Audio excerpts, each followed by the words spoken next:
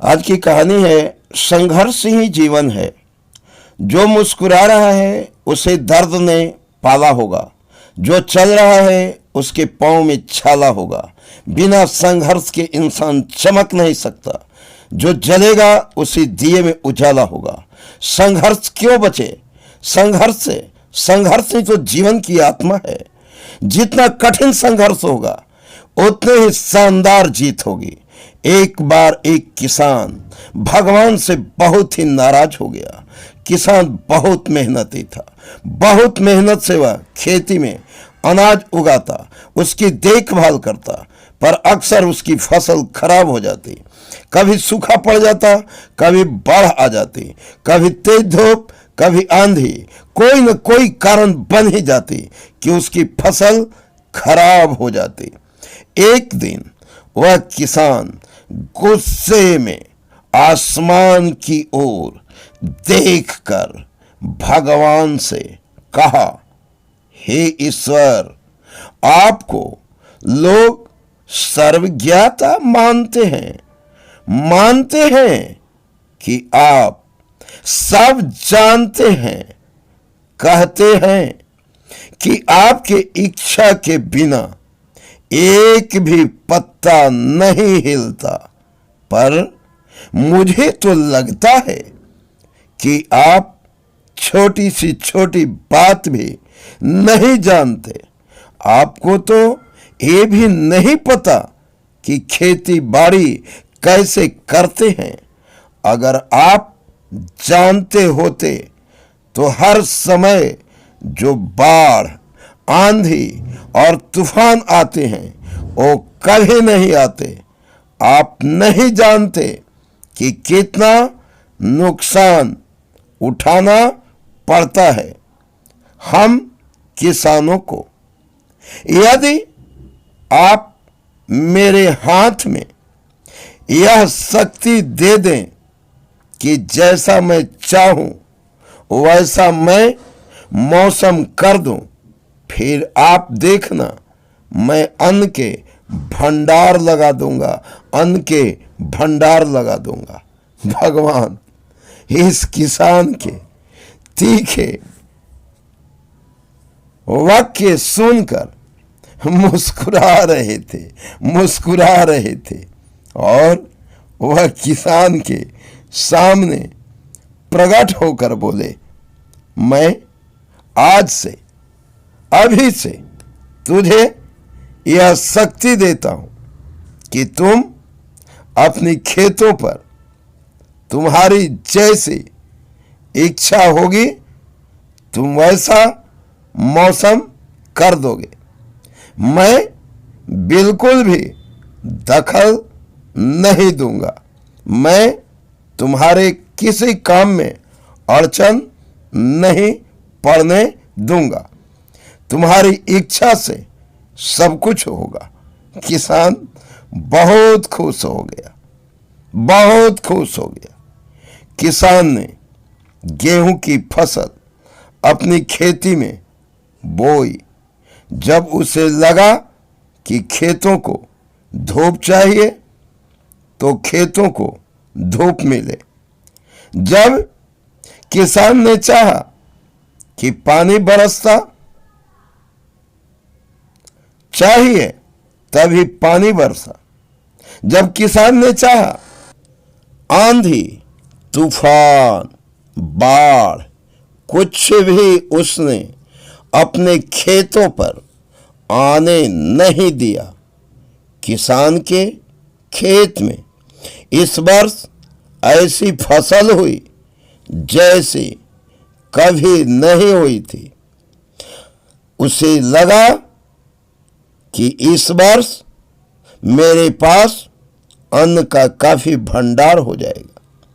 हरी भरी लहलहाती फसल, मन ही मन वह बहुत खुश हो गया और सोचने लगा, अब सबूत के साथ ईश्वर को दिखाऊंगा, भगवान को कहूंगा। इसे कहते हैं शक्ति का सही उपयोग, मेरी सफलता देखकर उन्हें अपने नियम जरूर बदलने पड़ेंगे। कुछ दिन गुजरे, फसल कटने को तैयार हो गए। किसान बहुत बहुत उत्सुकता से फसल को काटने लगा, पर जैसे ही उसकी नजर गेहूं की बालियों पर गया तो उसने अपना सिर पीट लिया और वह रोने चिल्लाने लगा। दहाड़ मार मार कर वह फफकने लगा। गेहूं की एक भी बाली के अंदर गेहूं का दाना नहीं था।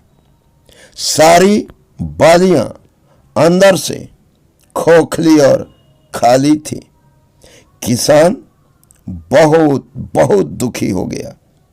उसने भगवान को रोते हुए फिर पुकारा, हे प्रभु, तुमने ये मेरे साथ क्या किया? क्या तुमने मुझे कोई सजा दी? भगवान बोले, पुत्र, ये तो होना ही था। तुमने पौधों को संघर्ष करने का जो मौका ही नहीं दिया। तुमने पौधों को संघर्ष करने का मौका कहाँ दिया? ना तो तुमने उन्हें आंधियों से जूझने दिया, ना तेज बारिश से सहने दिया, और ना ही धूप में तपने दिया। एक भी चुनौती का सामना तुमने उन्हें नहीं करने दिया। इसलिए सारे पौधे अंदर से खोखले रह गए। जब आंधी, तूफान, तेज बारिश और धूप पड़ती है, तभी ये पौधा अपने अस्तित्व को बचाने के लिए संघर्ष करते हैं।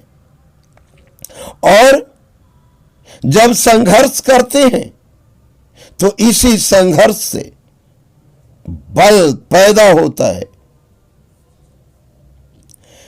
जिसमें संघर्ष करने से शक्ति आती है, ऊर्जा होती है। और यही ऊर्जा पूर्ति तेरे गेहूं के दानों की तरह जो नहीं फूटी, तूने उन्हें कठिन परिस्थितियों से गुजरने ही नहीं दिया। तुमने उन्हें मुसीबतों का सामना करने का मौका जो नहीं दिया, जहां उनके अस्तित्व का जन्म होता। सारे बालियां इसलिए खाली हैं, इसमें एक भी गेहूं का दाना इसलिए नहीं है क्योंकि तुमने अपने ही पौधों को संघर्ष कराया ही नहीं। और जब संघर्ष ही नहीं कराया तो उनके अंदर फल कहां से आएंगे? याद रखिए, स्वर्ण में स्वर्णीय आभास तभी आती है जब वह आग में तपने, गलने और हथौड़े से पीटने जैसे संघर्षों से गुजरता है।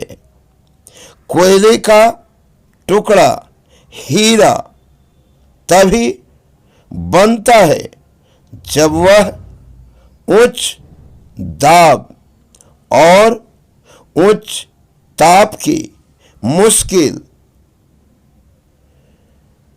परिस्थितियों से गुजरता है, कड़ी से कड़ी चुनौतियों का जब वह सामना करता है। दोस्तों, इसी तरह यदि हमारी जिंदगी में कोई संघर्ष ही ना हो, कोई चुनौती ही ना हो, तो हम भी गेहूं की बालियों की तरह खोखले रह जाएंगे। कोई अस्तित्व हमारे अंदर नहीं होगा, हमारा कोई अस्तित्व नहीं बन पाएगा। विपरीत परिस्थितियां, चुनौतियां, समस्याएं हमें और अधिक निखारती हैं। यदि जीवन में कठिन परिस्थितियां और चुनौतियां आए तो घबराना मत, बल्कि सामना करना, उन चुनौतियों से लड़ना, विश्वास करना कि आप और अधिक निखर जाओगे और अधिक मजबूत बन जाओगे। किसी ने कितना सही कहा है, जिंदगी जीना आसान नहीं होता, बिना संघर्ष कोई महान नहीं होता। जब तक ना पड़े हथौड़े की चोट, तब तक पत्थर भी भगवान नहीं होता, भगवान नहीं होता। दोस्तों, अगर कहानी अच्छी लगी होगी तो लाइक और सब्सक्राइब करना ना भूलेंगे।